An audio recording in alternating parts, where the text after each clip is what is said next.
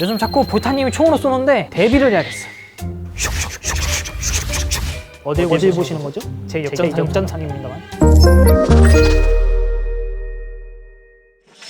안녕하세요, QM 에디입니다. 요즘 모니터 이야기를 할 때 빠질 수 없는 스펙이 하나 있다면 바로 높은 주사율일 겁니다. 144Hz는 기본이며 180Hz, 심지어 240에서 360Hz까지 높은 주사율을 가진 모니터들이 등장하고 있습니다. 이 옆에 있는 모니터 역시 240Hz라는 높은 주사율을 가진 LG전자 울트라기어 27GP750이라는 제품인데요. 일반적인 게이머들에게 이런 높은 주사율을 가진 게이밍 모니터들의 장점이 무엇이냐 물어보면 보통은 이렇게 부드러운 화면을 표현할 수 있어서 라고 대답합니다. 하지만 이 장점은 몇 가지 전제 조건이 붙습니다. 우선 이 모니터는 FHD 모니터이다 보니 좋은 그래픽 카드는 물론이며 좋은 CPU도 뒷받침되어야 합니다. 그러나 이러한 특징만으로는 이렇게 240Hz, 즉 높은 주사율을 가진 모니터의 필요성을 느끼지 못하죠. 144도 충분히 부드럽다 이렇게 느끼는 사용자도 많고, 심지어 60과 144Hz를 구분하지 못하는 사용자들도 있습니다. 이건 축복받은 눈이. 그래서 제가 생각하는 이렇게 높은 주사율을 가진 모니터들의 장점은 더 빠르게 화면의 변화를 파악할 수 있다는 점이죠. 일반적인 60Hz 모니터는 0.016초마다 화면이 바뀌지만 이런 240Hz 모니터는 0.004초로 확 줄어들죠. 이런 시각적 차이를 못 느끼는 사람들도 존재하지만 우리가 게임을 하다 보면 내가 생각하는 것보다 손의 반응이 먼저 움직이는 경우 느껴보셨을 겁니다. 보통 이런 경우를 동물적인 감각으로 플레이한다 표현하는데요. 더 높은 확률로 이런 동물적인 플레이가 가능해지겠죠. 실제로 엔비디아에서 한 연구를 진행했었는데요. 높은 주사율을 쓰는 게이머일수록 반응 속도가 빨라진다는 내용이었습니다. 60Hz에서 반응 시간이 100ms일 때 120Hz에서는 54.7ms, 240Hz에서는 34.5ms까지 줄어든다고 합니다. 여기에 더 부드러운 화면 구현을 위해 가변 주사율 기능, 이 27GP750처럼 G-Sync 호환 기술이나 AMD FreeSync 프리미엄 이런 인증까지 있으면 더 좋겠죠. 하지만 주사율이 높다고 반응 시간이 무작정 빨라지는 건 아닙니다. 이 모니터의 빠른 응답 시간이 뒷받침되어야 하는데요. 여기는 27GP750은 G2 기준 1ms라고 표현하고 있지만 그렇다고 TN 패널을 사용하는 게이밍 모니터의 1ms와는 차이가 있습니다.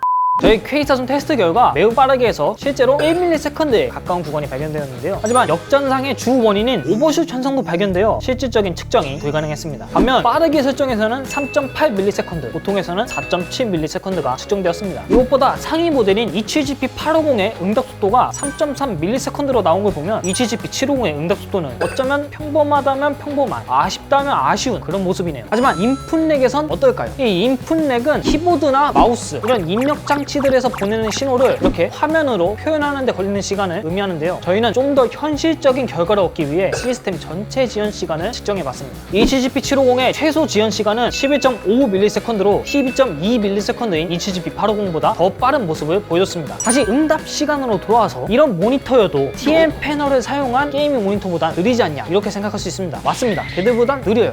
심지어 최근 TN 패널을 사용한 제품 중에선 0.5ms의 미친 응답 시간을 가진 제품들도 나왔습니다. 아니 근데 여러분 어디 국제대회에 나가실 거예요? 뭐 아시안 게임이라도 나가시나? 뭐 밥만 먹고 게임하는 건 아니잖아요. 영어도 보고 밥도 먹고 다 했어 임마.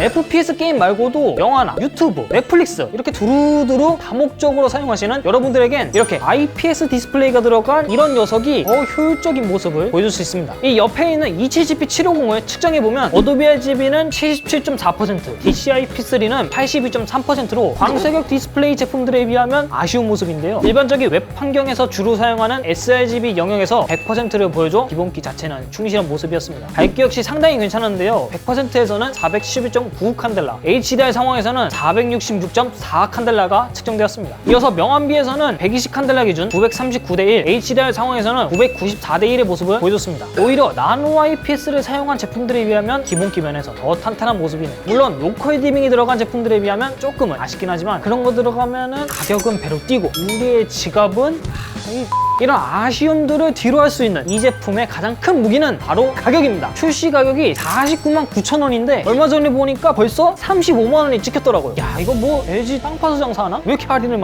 사실 이 제품은 예전 27GN750의 페이스리프트 그런 모델이에요. 스펙은 거의 동일한데 디자인이 좀 더 세련되게 변했고 전작에 있던 두 개의 USB-A 포트는 삭제되었습니다. 이 USB 포트가 삭제된 건 조금 아쉽긴 하지만 좀 더 경쟁력 있는 가격을 얻었다는 점에서 나름 뭐 괜찮은 선택이라 생각합니다. 이걸 빼면 안 되죠. 지난 27GP850 영상에서 왜 로고 안 까냐, 볼타님은 로고 많이 까던데 이런 반응들이 많더라고요. 뭐 어쩌라고요, 채범인데요. 물론 저도 이 웃는 얼굴 별로 좋아하지 않아요. 하지만 이 로고가 완전히 빠지려면 LG의 최상위 모델인 ECGP90 같이 사면 베젤리스가 들어가야 될 텐데, 그러면 또 가격은 배로 뛰고 여러분들은 안 사고 LG는 망하고, 그러면 LG 우리한테 광고 빼버리고 나는 직장을 잃고. 현실적으로 이 정면에 있는 로고를 지우는 것보다 웃는 얼굴에서 유지, 울트라 기어 로고로 바꾸는 게 더 현실적인 타협안 같습니다. 아니 그리고 여러분, 얘네들이 우리말 들을 거였으면 스마트폰이 그 꼬라지 낫겠. 다시 본론으로 돌아와서 지금까지 이런 ECGP750 같은 높은 주사율을 가진 모니터들의 장점을 얘기했지만, 사용자에 따라서 득이 될 수도 어쩌면 어정쩡한 스펙이 될 수도 있어요. 그럼 이런 모니터가 필요한 사람 아니면 애매한 사람 한번 정리해볼까요? 이 제품의 구매를 추천하는 유형. 첫 번째, 240Hz의 빠른 반응 속도가 필요하신 분들. 두 번째, 빡세게 FPS 게임도 하지만 영화도 보고 밥도 먹고 이것저것 두루두루 다 하시는 분들. 세 번째, G싱크 호환 있으면 페어링 이거 꼼짝 못하지 이런 분들. 네 번째, 나는 40만원 정도에서 합리적인 선택을 하고 싶다 이런 분들에게는 이런 ECGP750 같은 제품들이 적합한 선택지가 아닐까 생각합니다. 툭하면 할인하는 LG니까 35는 기본이고 잘하면은 30 초반? 그 정도도 가능할 것 같은데요? 하지만 반대로 구매를 추천하지 않는 유형은, 첫 번째, 난 FPS 빡겐 너라 240Hz의 어정쩡한 1ms, 360Hz의 0.5ms 이 정도는 배워야지 이런 분들. 두 번째, CPU가 5600X, 그래픽카드가 3060 Ti 이것보다 아래인 분들. 세 번째, 높은 주사율보다는 해상도, 적어도 QHD 이상은 되어야 내 눈이 편안하다 이러시는 분들. 이런 분들에게는 이 제품보다는 다른 제품 그런 거 추천드립니다. 제가 다양한 게임을 하는 건 아니지만 FPS나 TPS 이런 슈팅 장르의 게임을 할 땐 높은 주사율의 이점을 톡톡히 봅니다. 하지만 RTS류 게임이나 스토리 중심의 오픈월드 게임을 할 때는 이런 높은 주사율보다는 높은 해상도 이런 게 더 메리트 있게 느껴지더라고요. 괜히 볼타님이 4K 3090, 4K 3090 이렇게 하는 게 아니더라고요.